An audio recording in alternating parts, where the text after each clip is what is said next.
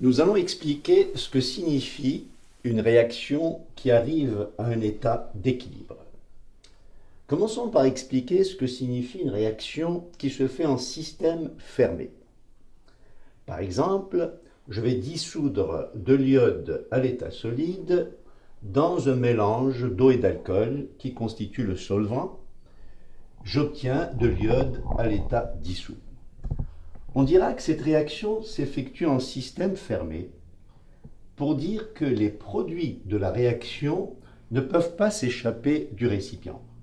En effet, l'iode qui est dissous dans l'eau reste dans l'eau, il ne peut pas s'échapper même si le récipient est ouvert. Donc un système fermé, même si le récipient est ouvert, s'il n'y a pas de gaz qui peut s'échapper, le système est dit fermé. Deuxièmement, nous allons voir ce que signifie une réaction qui est incomplète.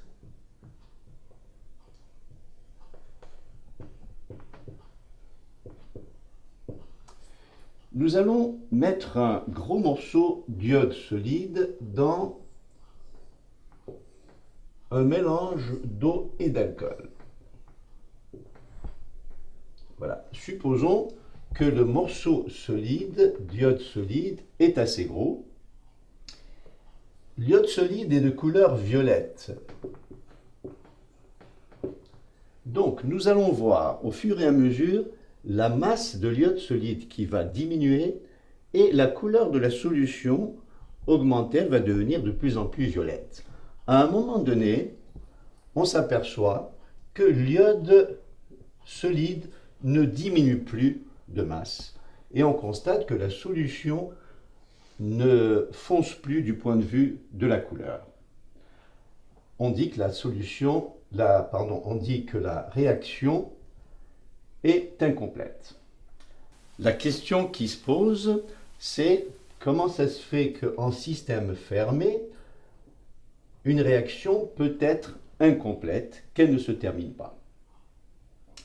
Un début d'explication,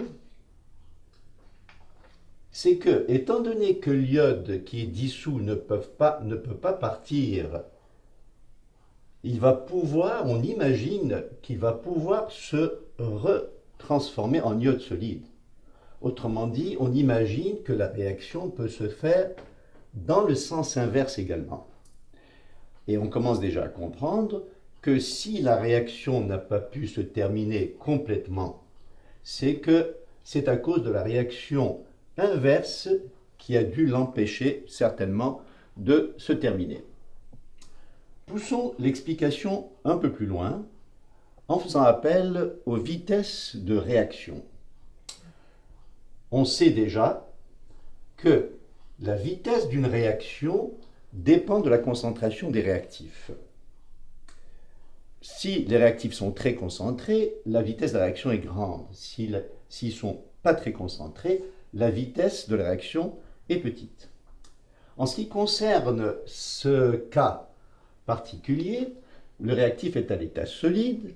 Par conséquent, la concentration du solide, elle, ne change pas.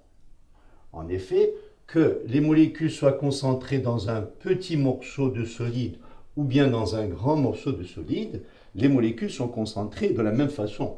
Donc la concentration de l'iode solide ne change pas lorsque le morceau va diminuer de plus en plus. Autrement dit, la réaction directe va avoir la même vitesse. L'iode solide va se dissoudre toujours à la même vitesse. Il va se former davantage d'iode dissous. Mais la quantité d'iode dissous augmente dans le même volume d'eau. Par conséquent, la concentration de l'iode solide qui est dissous va augmenter. Et comme l'iode dissous, c'est le réactif de la réaction inverse, la vitesse de la réaction inverse va augmenter. À un moment donné, la vitesse de la réaction inverse qui augmente va rattraper la vitesse de la réaction directe. Donc, on aura une vitesse directe qui sera égale à la vitesse inverse.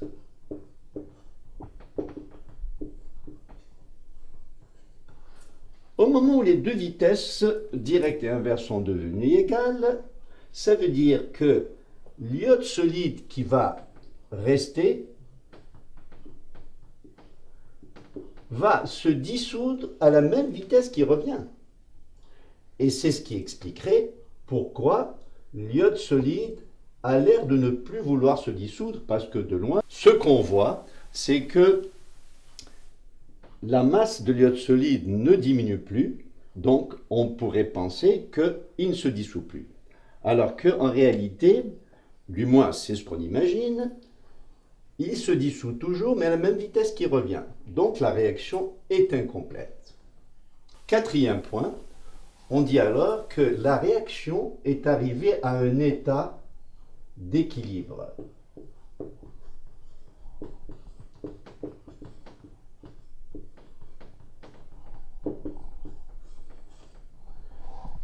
Sous-entendu, équilibre de vitesse, c'est-à-dire elle est arrivée à un état où les deux vitesses directes et inverses se sont équilibrées, elles sont égales.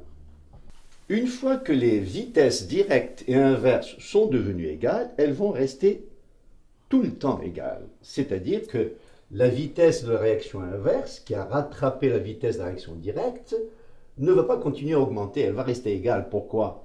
Parce que quand les vitesses sont devenues égales, la couleur de la solution ne change plus, c'est-à-dire que la concentration de l'iode dissous ne change plus, il se forme de l'iode dissous à la même vitesse qu'il disparaît pour reformer le solide. Par conséquent, si la concentration de l'iode dissous ne change pas, sa vitesse ne change pas. Autrement dit, on va avoir deux réactions qui se font simultanément à la même vitesse, mais de façon constante.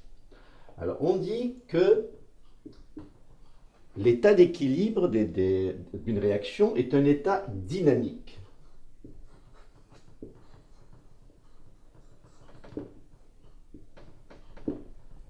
Que ça continue toujours, alors qu'à vue d'œil, on a l'impression que plus rien ne se passe, puisque le morceau de solide ne diminue plus. Sixième point que je voudrais expliquer, c'est que vous allez me dire, bon, mais ça c'est une théorie. On imagine que ça se dissout et ça recommence à devenir solide. Bien évidemment, on ne peut pas voir les molécules. Donc c'est purement une théorie, mais comme toutes les théories, on a besoin de confirmation expérimentale. Voici une confirmation expérimentale qui est intéressante.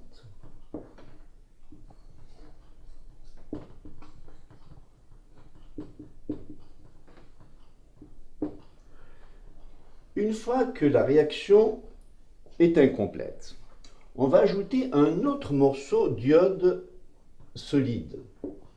Mais cette fois-ci, on va ajouter un morceau d'iode solide qui est radioactif.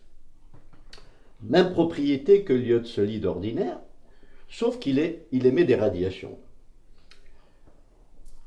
Une fois qu'on a ajouté ce morceau d'iode solide, on s'aperçoit que la couleur de la solution n'a pas augmenté. Bon, on peut se dire donc, ça veut dire que ça ne se dissout plus. Or, si on analyse la solution avec un compteur Gégère, on s'aperçoit que la solution est radioactive. Donc ça prouve que ça continue à se dissoudre.